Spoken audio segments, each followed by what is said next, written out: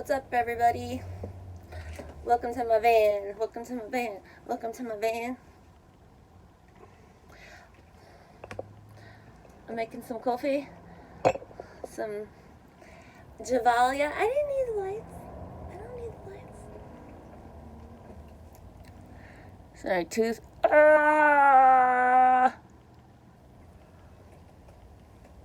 It's getting better.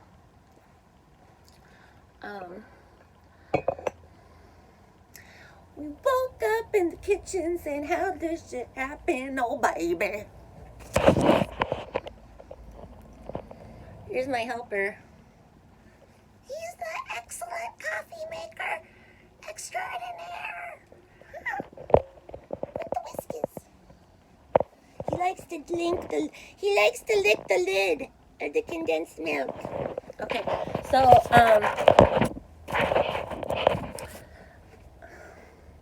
I don't have good cerveza, so I decided to record this transmission to you, this broadcast, because yes, I am broad.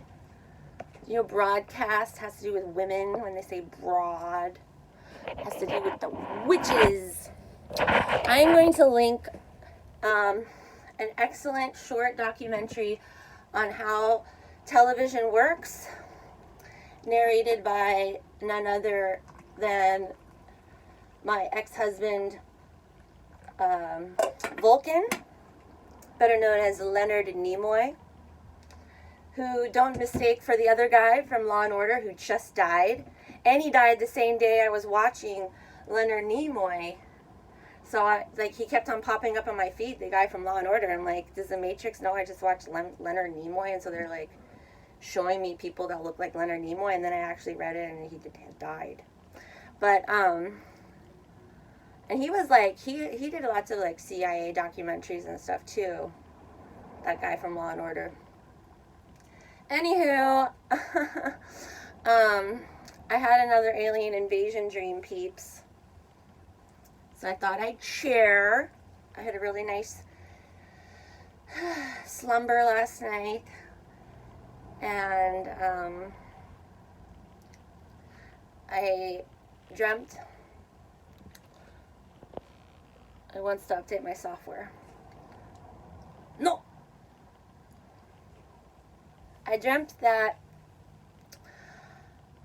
I was like in this, it was kind of like the setup of my old high school, but it was like these buildings in a canyon almost, and then there's like this hill overlooking the buildings, and the hill is where the van was parked, my motorhome. Anyway, so I'm like at this like, I don't know, like boutique hotel, and we're on the rooftop, and there's like a ping pong table, there's like games, like maybe like the big chess pieces that you play outside. There was like a little ping pong table, and like people were like socializing. It was like a rooftop deck bar kind of situation where we could see other rooftops, and you could see the sky, and it was daytime, and like you're looking in the blank blue sky, and I could see like it was off towards me in the distance, but up in the sky at like, it was like 11 o'clock. These two, like, it was like these two bars manifest, like in Pong, like the game Pong, these two bars manifest in the sky. They open up like this. They're like this in the sky to me, like this. And then the two bars open up like that. So it's like these two lines show up in the sky, and then the lines separate and create this rectangle. And the rectangle is a deeper blue color than the rest of the blue of the sky. It's like a darker blue. And then I could see like these solid white little lights fly out, like those drones we've been seeing that like spell out. They like do like fake fireworks, and they like make images, these drones. It was like these little white light drones start flying out. And everybody on the rooftop is like, oh, they're just like in awe and just don't know what to do. And it's like the moment I saw the lines do this and open up, I'm like, oh shit, this is it. And I'm like, I think, yeah, Dimitri was with me. I grab him, like, we start running. Actually, I just start running. Because I go, I'm like, I hope Dimitri remembers where the van is. Because I'm not, like, it was so, like, this is it, that I'm not, I was going to get Sammy. That was the thing. Because Sammy was in the van, and I had to get to the van. And I felt like there was going to be, like, a tsunami. So I didn't even... So, like, the lights are flying out of the rectangle, that's the rectangle portal that's made. And they start, like, assimilating in the sky. And everybody's, like, kind of just standing looking at these things. And I'm not waiting around to look and figure out what it's spelling or what's happening. I, like, bolt. And I'm running, and it's, like, slow motion running. Like, I'm running through, like I'm in, like, neck deep of water, and I'm trying to run. And it's, like, I'm not moving as fast as I want to. And I'm, like, trying to get back up to my motorhome, which is kind of parked on this, like, canyon hill almost. And the buildings is, like, this big parking garage. And I know that I'm next to San Francisco. And as I'm running up these stairs, and I'm also running up the ramps of the parking garage, because you know, like, how the ramps that you drive in to go up higher in the parking garage, they're, like, curved ramps. So I'm, like, trying to find, like, the most efficient way up. So I'm, like, running up ramps, and I'm switching to stairs, and I'm running up ramps. And all of these cars are, like, driving in and going down. I think because they think they're going to be protected from the ships or something. But it's like I'm thinking, like, I'm knowing there's going to be this tsunami that happens too.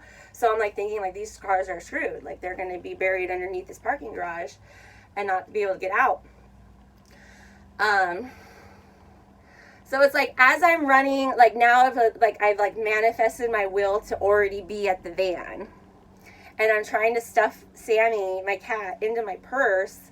And he's not, like, wanting to go. So I'm like, no, I'm going to hold him. And I look up at the sky, and the lights had spelled out a saying, and it's like I didn't want to read it, but the little white lights spelled out, "This is war." That's what it spelled out in the sky, in these little white drone lights. And my mission was to get in the van, and, like, I was trying to I was like, do I stay up on this canyon hill? Do I go in the parking garage?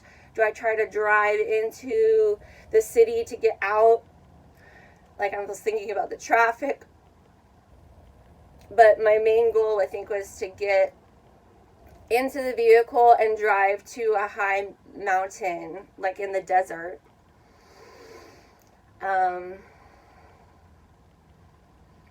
But the thing is that it was like pretty much everybody was stunned and didn't know what to do. And I was, other than the cars driving into the parking garage, which I think was the bad idea,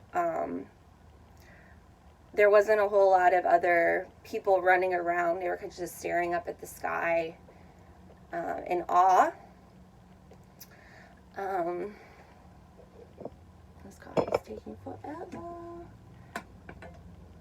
I linked yesterday on my community page an old video from Sovereign Key, and I think it's Eve Longren, and it's one of the original sources of where I learned about the Starfire ritual and the Firebloods.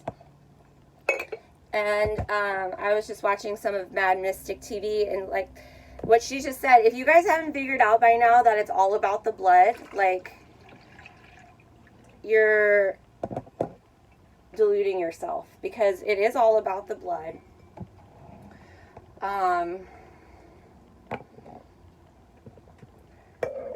There are people having these alien invasion dreams, premonitions. I think it's mostly the people that carry the Fireblood essence, and that's the genetic capability of creation, of mutation, of combining your DNA with a different species. I I've been having revelations about immaculate conception and the storage of DNA in certain types of women over time, like certain species of animals. And I will discuss that in a later video. Bye!